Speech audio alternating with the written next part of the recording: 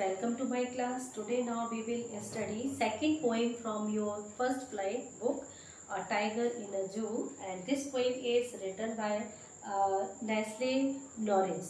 And Nestle Norris is a short story writer and also a poet also.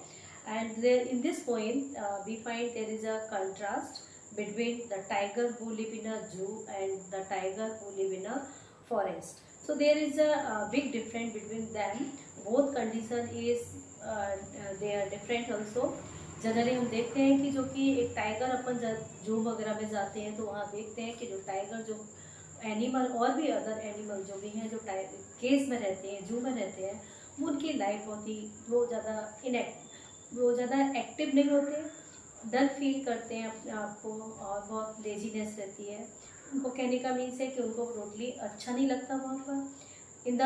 On the other hand a tiger who live in a forest they feel very happy and that is their habitat, जो उनका एक living place है, वहाँ पर वो feel अच्छा करते हैं। So now we will see the central idea of this poem. In A Tiger in the Zoo, the poet described the mental state of the tiger in the case. यानी इस poem में जो कि poet है वो बताता है कि किस तरह का वो अपने आप को फील करता है टाइगर जो कि किसमें केस में। There is a comparison between the life of the tiger in a wild state, in a natural habitat and in a cage. यानी in this poem there is a contrast between the life of both types of tiger.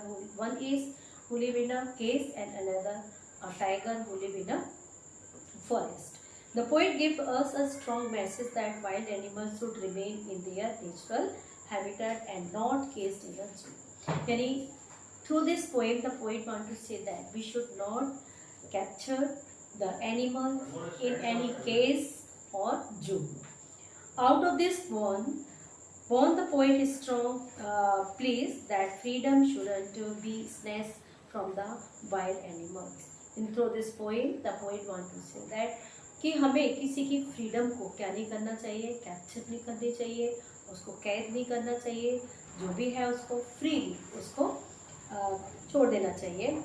Captivity is the worst kind of punishment given to animal living in a wild state और in there natural habitat. यानी किसी भी तरह से अपन किसी को capture करते हैं इट मीन्स हम उसकी फ्रीडम को क्या कर रहे हैं, रोक रहे हैं।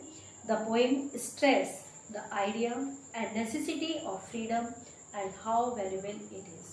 Through this poem, the poet want to tell us what is the importance of freedom. Freedom की importance क्या है, कितनी ज़रूरी रहती है freedom. Not only human beings but also animals also. It is very necessary. In this poem, the poet use poetic device also. There we find alliteration यानी repetition of consonant sound word.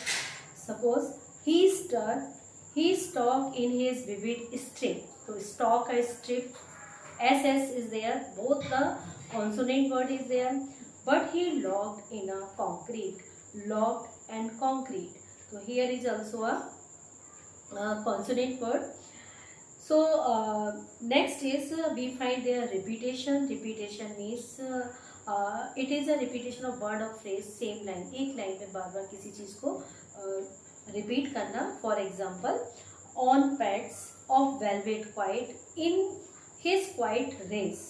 Quite word here 2 times repeat in one line, so there is a repetition of quite. Next is the poet used the rhyme scheme ABCB. Rhyme scheme is used by the poem. So now we will see the paraphrase of line. First stanza. He stacks in his vivid strip the few steps of his case on pads of velvet quiet in his quiet race. In the first stanza, the poet described about the tiger who live in a cage. जो कि कहाँ रहता है, case में रहता है. He described here.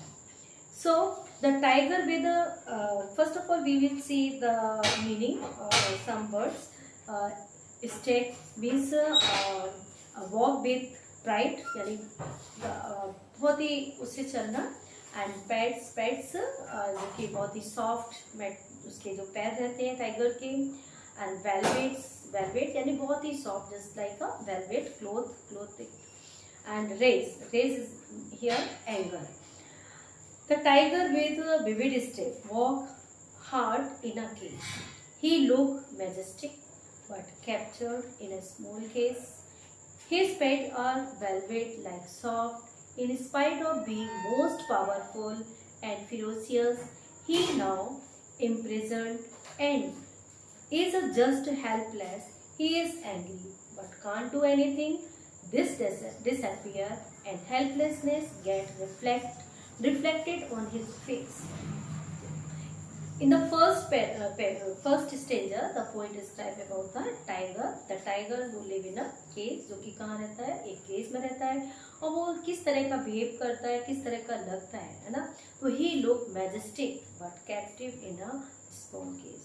अपने आप को फील तो करता है कि बहुत मैजेस्टिक है, बट लेकिन वो किस में है, स्मॉल केज में वो कैप्चर्ड है. His पैड्स यानी उसके जो पैर होते हैं that are velvet like soft, जैसे वेलवेट क्लॉथ होता है, जस्ट लाइक उसके ऐसे होते हैं पैर होते हैं. In spite of being most powerful and ferocious, but लेकिन इसके बावजूद भी द टाइगर कैसा होता है, बहुत ज़्यादा ferocious very anger and powerful. He now imprisoned and just helpless, but that tiger was helpless, लेकिन वो कैसा रहता है, हेल्पलेस रहता है. क्यों? बिकॉज ही वॉज इम्प्रिजन, क्योंकि वो क्या है, इम्प्रिजन है. He is angry but can't do anything. Angry है बट लेकिन वो कुछ नहीं कर सकता, बाहर आने की भी कोशिश करता है. Sometimes when you go to the zoo, जब कभी आप जू वगैरह जाते हैं तो वहाँ आप एनिमल्स को देखते होंगे, टाइगर देखते होंगे, just he wander here and there, वो पूरा इधर उधर घूमता है एंड स्नार्लिंग, कभी कभी चिल्लाता भी है, बट लेकिन वो हेल्पलेस होता है, कुछ नहीं कर सकता. But this tiger when you find in a wild यानी फॉरेस्ट में जब आप इसको देखोगे, and then you not dare to come in front of this, आपकी हिम्मत नहीं होगी उसके सामने कि आप उसके सामने आ जाओ, because you know very well क्या होगा कि वो आपको खा जाएगा. इसलिए so now in spite of being most powerful and furious, he now imprisoned and is just helpless. but लेकिन वो क्या रहता है, tiger who live in a cage, जो कि केज में रहता है, बट लेकिन वो हेल्पलेस होता है, कुछ भी नहीं कर सकता. he is angry but can't do anything. this despair and helplessness get reflected on his face. ये सारी चीजें हम उसके फेस एक्सप्रेशन से देख सकते हैं easily in a zoo, in a case, very easily. So this is the first paragraph passage. Now second paraphrase. He should be lurking in shadow, sliding through long grass near the water hole where plump deer pass. So in this stanza the poet described about the tiger who live in a forest, जो कि tiger कहाँ रहता है, forest में रहता है. Now he describe about it. So first of all now we will see the meaning. Lurking staying hide, यानी चुपके से कहीं पर झाड़ियों में छिपके रहना और वहाँ से देखना. एंड स्लाइडिंग यानी वॉकिंग विद इजी, आराम से चलना. एंड प्लम्प यानी fat flesh. The poet pities that the tiger should have been lurking and sliding in the tall grass instead of being in a cage. Now the tiger who live in a forest, now he is free for walk here and there, आराम से इधर उधर घूम सकता है, lurking कर सकता है. He should have been in the natural habitat, क्योंकि वो कहाँ पर है, एक नेचुरल हैबिटेट में है.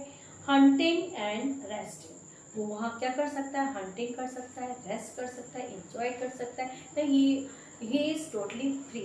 यहाँ पर हम टाइगर के लिए ही यूज़ किया है पोइट ने. जनरली हम एनिमल्स के लिए हम क्या यूज़ करते हैं, इट करते हैं, but the poet here he, because here he use personification also. So now he should have been in a natural habitat hunting and resting. Obviously the poet implies that his freedom has been snatched from him. He should have been stalking some fatty deer near a waterhole and lying there expecting a good feast.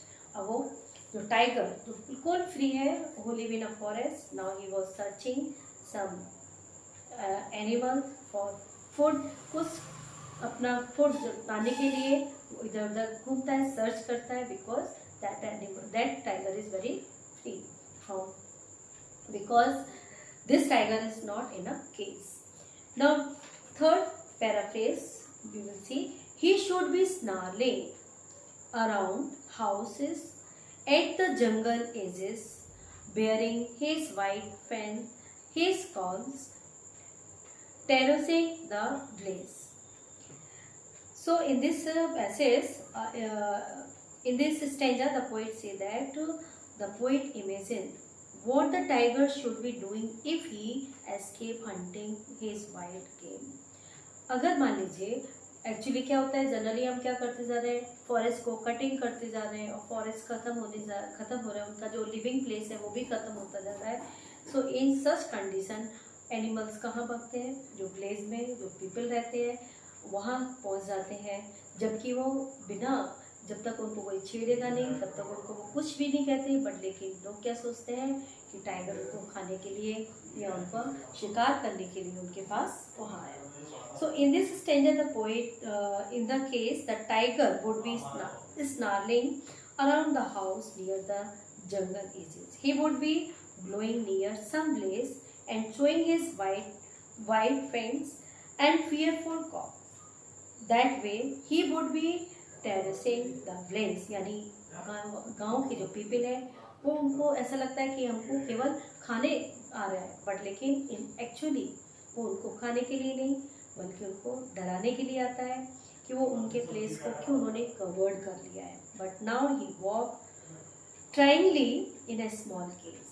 But लेकिन जो tiger दूसरा है वो किस में है, अब एक केस में है, वो बाहर नहीं जा सकता, ये सारा कुछ नहीं कर सकता. The poet implies that if he destroy the natural habitat of wild animal they would be invading our cities and village as they have started doing now. So now means कहने का है कि अगर हम गाँव और विलेजों को अच्छी तरह से में कन्वर्ट होता जाएगा फॉरेस्ट, तो उनके लिए कोई प्लेस नहीं बचेगा. Now next stanza. But he locked in a concrete safe, his strength behind bare bars, stalking the length of his case in ignoring visitors. Now in this stanza the poet say that the tiger is not imprisoned. But लेकिन अब tiger कहाँ है, imprison है, यानी उसको कैद करके रखा हुआ है in a small case with concrete surface. एक कॉन्क्रीट यानी सरफेस यानी दीवार लगी हुई है चारों तरफ. And in spite of all his strength, पूरी स्ट्रेंथ भी है उसके, he moves in a despair on a strong surface of his cell. वो अपनी जो सेल होती है उसमें घूमता भी है. He is angry and disappointed, बहुत एंग्री भी है, डिसअपॉइंटेड भी है, but can't do nothing. Suppose कीजिए अपन जू वगैरह जाते हैं और वहाँ अपन टाइगर को, अदर वाइल्ड एनिमल को देखते हैं, तो वो क्या करते हैं, वो हमको घूमते हुए दिखाई देते हैं, बट लेकिन स्नॉर्लिंग भी करते हैं, चिल्लाते भी हैं, गरजते भी हैं, बट लेकिन वो क्या बाहर नहीं आ सकते. और हम सोचते हैं कि हमने क्या देखा, हमने टाइगर देखा. और लेकिन इन रियल, अगर रियल में आपको दिख जाए तो आई थिंक आप उसको देख नहीं पाओगे, आप वहाँ से भागोगे और भाग भी नहीं पाओगे जब तक कि टाइगर आपको पकड़ लेगा. सो नाउ ही, और कहा भी जाएगा, ही इग्नोर्स द विजिटर हु है ना prolonging his suffering as they can't let him rest in a cage. The poet implies that indifferent of the official towards the pathetic. यहाँ पर the poet जो है कंडीशन दिखा है जो कि बहुत बैड कंडीशन है, जो कि एनिमल्स जो कि कहाँ रहते हैं, केज में रहते हैं, उनकी बैड कंडीशन को यहाँ पर हाईलाइट किया. In now next stanza he hears a last voice at night, the patrolling cars and stares with his brilliant eyes at the brilliant star. Adds the tiger in a zoo. जैसे कि tiger कहाँ पर है, जो है, and वहाँ पर कुछ जो है उसको गार्ड्स भी है जो उसकी देखभाल करते हैं कि कहीं टाइगर कुछ जो एनिमल है उनको कुछ हो नहीं जाए. सम वॉचमैन और जो रहते हैं उनको देखते हैं. So the tiger remain disturb by petrol. अब जो टाइगर जो जू में है वो भी वहाँ पर भी सेफ नहीं है, वहाँ पर भी बहुत डिस्टर्ब होता है. क्यों होता है? क्योंकि बाय द पेट्रोलिंग कार्स, क्योंकि उनकी देखभाल पेट्रोलिंग जो भी चौकीदारी जो रहती है उसको करने के लिए वहाँ पर जो गार्ड्स रहते हैं वो पूरे टाइम क्या करते हैं? पेट्रोलिंग करते हैं. पेट्रोलिंग करने से he has lost all hopes of getting into his natural habitat. और वहाँ पर भी उनको डिस्टर्बेंस लगता है क्योंकि उनकी जो कार की जो लाइट्स होती है उसकी जब आइस पे पड़ती है वो सो नहीं पाते हैं और वो उससे डिस्टर्ब हो जाते हैं. He seems to be searching for some hope and rest in a brilliant star. और वो सोचते हैं कि कहीं पर उनको चैन, कहीं पर आराम मिले जहाँ पर वो फ्री होके सो सके, enjoy कर सके. His eyes are brilliant, brilliant यानी shining, which implies that he hopes for freedom someday. और यहाँ पर जो उसकी आइज होती है टाइगर की, उनमें एक होप रहती है, वो रहती है फ्रीडम की. कभी उनको फ्रीडम मिलेगी, है ना. तो this is the theme of the poem is that कि we should not capture any animal, we have not right.